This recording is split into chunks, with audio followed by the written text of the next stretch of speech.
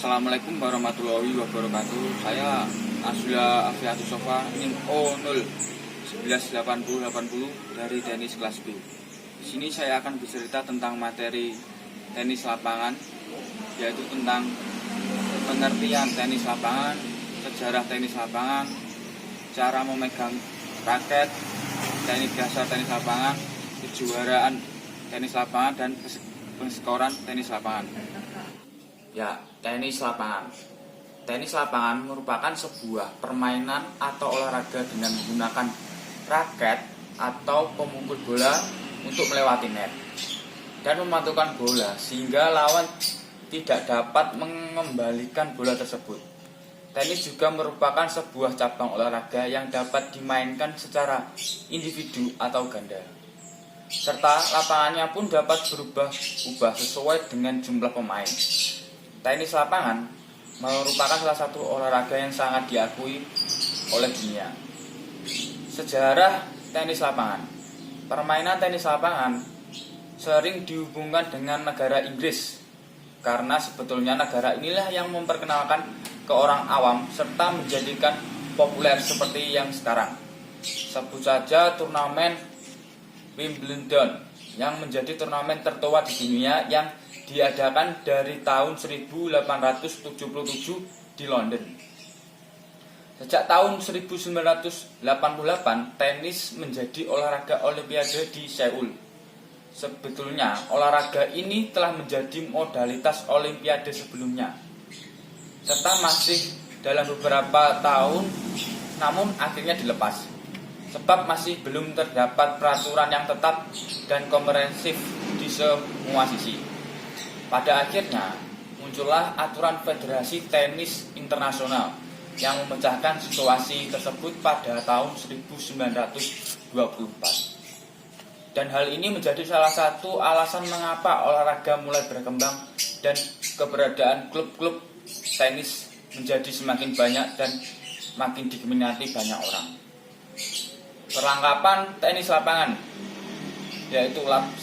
Lapangan berbentuk persegi panjang dengan ukuran panjang 23,77 meter dan lebar 8,23 meter untuk tunggal atau single. Yang kedua, panjang 23,77 meter dan lebar 10,97 meter untuk permainan ganda. Untuk net jaringnya tingginya 9,10 mm dari tanah, terbuat dari anyaman tali nilon. Bola tenis garis tengahnya berdiameter 63,50 mm sampai 66,67 mm. Beratnya 56,70 gram sampai 58,48 gram. Raket. Untuk pemula atau pelajar biasanya menggunakan raket yang ringan. Ringannya beratnya 1,5 ons sampai 12,62 ons. Untuk yang sedang 12,62 ons sampai 14,5 ons. Berat 14,5 ons sampai 15 ons. Untuk seragamnya itu beragam, menyesuaikan dengan pertandingan atau lawan yang masing-masing agar tidak sama. Cara memegang. Yang pertama yaitu extreme grip. Nanti akan muncul gambar setelah ini. Yaitu merupakan teknik cara memegang raket yang berasal dari teknik dasar permainan tenis meja. Teknik extreme dilakukan dengan cara dalam posisi yang seperti sedang berjabat tangan. Oleh karena itu, memegang raket teknik extreme disebut juga memegang raket teknik berjabat tangan. Petunjuk lengkap cara memegang raket teknik extreme berikut, yaitu yang pertama, letakkan tangan kiri di leher raket, sementara tangan kanan memegang tangkai atau gagang raket. Genggaman tangan kanan berada di gagang raket berbentuk huruf V antara ibu jari dan telunjuk. Teknik ekstrem biasanya dilakukan dengan menghubungkan dengan berbagai variasi pukulan seperti slide, flat, dan spin. Teknik pegangan ekstrem ini cocok digunakan saat melakukan pukulan bola tinggi dan bola rendah. Pegangan estren ini seperti orang berjabat tangan, di mana telapak tangan dekat dengan bidang yang rata. Yang kedua yaitu continental grip. Teknik continental merupakan teknik klasik dalam memegang raket. Teknik ini dilakukan oleh para pemain tenis zaman dahulu.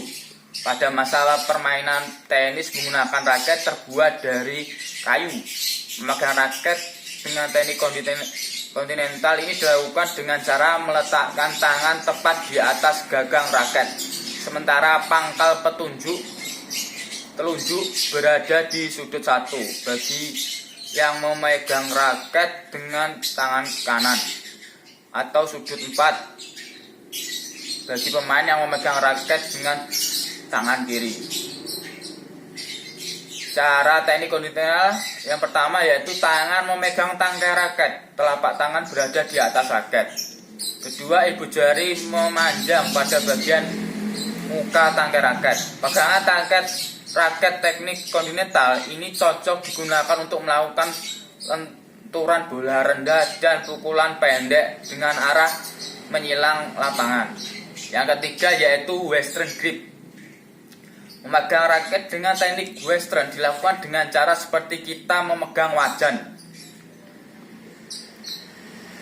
Ya, posisi pangkal telunjuk berada di bawah gagang raket. Oleh karena itu teknik western ini disebut juga memegang raket teknik saat memegang wajan. Teknik western biasanya digunakan ketika pemain tenis akan melakukan pukulan top spin. Ya, cara memegang raket teknik western yang pertama yaitu ketika memegang raket letakkan telapak tangan di bawah ganggang. Kedua, letakkan ibu jari di samping ganggang. Yang ketiga, jari-jari yang lain merapat di ganggang samping dari raket. Pegangan raket teknik ini sangat cocok digunakan saat melakukan pukulan tinggi maupun bola setinggi pinggang. Namun pegangan teknik ini tidak cocok untuk pukulan bola rendah. Ya, yang berikutnya yaitu teknik dasar tenis lapangan. Yang pertama itu dengan memukul forehand. Caranya yang pertama yaitu tangan kamu megang tangan raket lalu diayunkan dari belakang. Perkenaan bola di samping pinggang, gerakan lanjutan dilakukan dengan lurus ke depan. Yang kedua, backhand. Konstruk backhand pertama yaitu tangan megang raket dengan kamu mutar ke dalam ke kiri. Perkenaan bola di tepat samping kiri pinggang, gerakan lanjutan ke arah ke depan. Yang ketiga yaitu servis. Yang pertama, kamu pegang raket dengan cara kontinental, berat badan ke depan saat bola dilambungkan. Bola dilambungkan ke sebelah kanan badan, kemudian lutut ditekuk, memukul bola dengan posisi tangan lurus, kaki belakang pindah ke depan, badan menjaga keseimbangan. Yang keempat itu pukulan volley. Pukulan volley dilakukan sebelum bola memantul ke dalam lapangan. Caranya yang pertama yaitu kamu pegang raket dan berat badan di kaki belakang. Kemudian kaki belakang dilangkahkan ke depan pada saat perkenaan bola. Lengan diluruskan sehingga membentuk pukulan yang agak keras, sehingga bisa mencetak poin. Lawan tidak bisa mengembalikan bola saat kita melakukan pukulan volley ini. Ya, kejuaraan tenis lapangan. Yang pertama yaitu ada Australia Terbuka atau Australia Open. Kejuaraan Australia Terbuka rutin diadakan di Melbourne, Australia pada bulan Januari setiap tahunnya. Kejuaraan ini dimulai sejak tahun 1905. Kejuaraan Australia Terbuka merupakan kejuaraan atau turnamen termuda dari kejuaraan yang lainnya. Kejuaraan ini sendiri dilaksanakan sejak tahun 1988 di Melbourne Park. Sebelumnya kejuaraan ini diadakan di daerah Koyong yang berada di sebuah tenggara Melbourne. Koyong sendiri sekarang sudah dijadikan tempat diadakan kejuaraan invitasi yang berlangsung tepat sebelum dilakukan Australia Open atau Australia Terbuka. Yang kedua yaitu Amerika Serikat terbuka. Kejuaraan Amerika Serikat terbuka diawali dari 2 turnamen yang terpisah, di mana turnamen atau pertandingan tersebut yaitu putra dan turnamen putri. Kejuaraan ini dimulai di tahun 1981.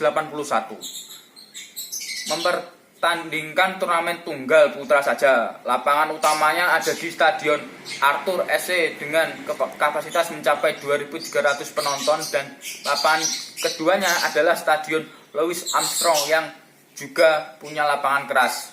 Yang ketiga yaitu Prancis Open atau Prancis terbuka. Kejuaraan Prancis terbuka yaitu sebuah turnamen tenis yang berlangsung selama 2 minggu dari pertengahan Mei sampai Juni di Paris, Perancis, yang diadakan setiap tahunnya. Pada tahun 1991, kejuaraan ini turnamen nasional. Di tahun 1995, Perancis terbuka membuka diri terhadap peserta internasional yang kemudian diadakan di lapangan rumput di Racing Club de France dan Stade France. Nah, Piala Davis Challenge pada tahun 1928, sebuah stadion tenis baru di Port Prancis. Yang keempat yaitu Wimbledon. Kejuaraan diadakan pertama kali di 1877 di All England Lawn Tennis and Court Club. Waktu itu cuma ada pertandingan putra saja. Setelah pada tahun 1884, nomor tunggal putri mulai dipertandingkan. Lapangan utama pertandingan ini bernama Center Court yang dibuka pada tahun 1922 dan punya kapasitas 14.000 penonton. Lapangan utama yaitu Court Number 1 yang dibangun pada tahun 1997 dengan kapasitas hingga 11.000 kursi. Kedua lapangan utama ini cuma dipakai selama 2 minggu diadakan kejuaraan tersebut. Kali ini pengskoran dalam permainan bola tenis. Pada umumnya, untuk pertandingan internasional akan dimainkan 3 set, walaupun terkadang dalam permainan ganda atau tunggal putra dimainkan 5 set. Dalam permainan 3 set, pemain atau tim yang meraih kemenangan 2 set terlebih dahulu akan menjadi pemenang. Saat mencetak poin, pemain langsung mendapat satu game. Satu game didapat setelah mencetak beberapa poin terlebih dahulu, yang dinamakan poin kecil. Poin kecil dimulai dari angka 00. Jika pemain mencetak poin, maka akan menjadi 15-0. Selanjutnya menjadi 30-0. Poin selanjutnya menjadi 40-0. Dan jus dilakukan jadi skor kedua itu sama kuat, ya ini 40 banding 40.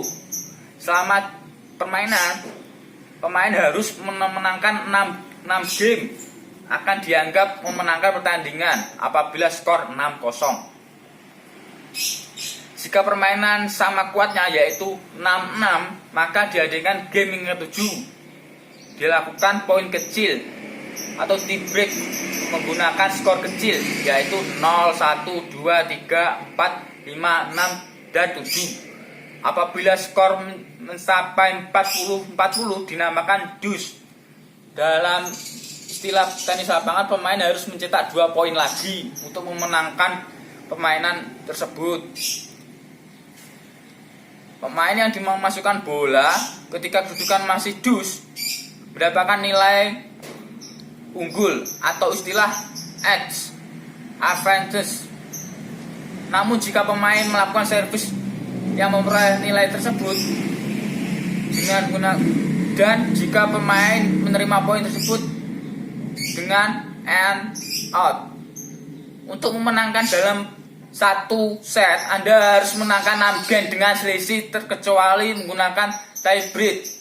Anda dapat memenangkan pertandingan dengan skor 6-4, 6-3, 6-2, 6-1, 6-0, tetapi tidak dengan 6-5. Jika skor 6-5, maka game tambahan akan dimainkan sampai satu permainan unggul 2 game. Skor menjadi 7-5, 8-6, dan 10-8. Dalam sistem tie break digunakan untuk mencegah jumlah set yang terlalu banyak. dan pada umumnya digunakan sistem 12 poin. Jika game 6 pemain pertama harus meraih 7 poin dengan selisih 2 poin dengan lawan untuk memenangkan set akan berakhir dengan skor 7-6. Ya, berikut saya bercerita tentang materi yang sudah diberikan selama 1 semester ini. Kurang lebihnya mohon maaf. Sekian dan terima kasih. Wassalamualaikum warahmatullahi wabarakatuh.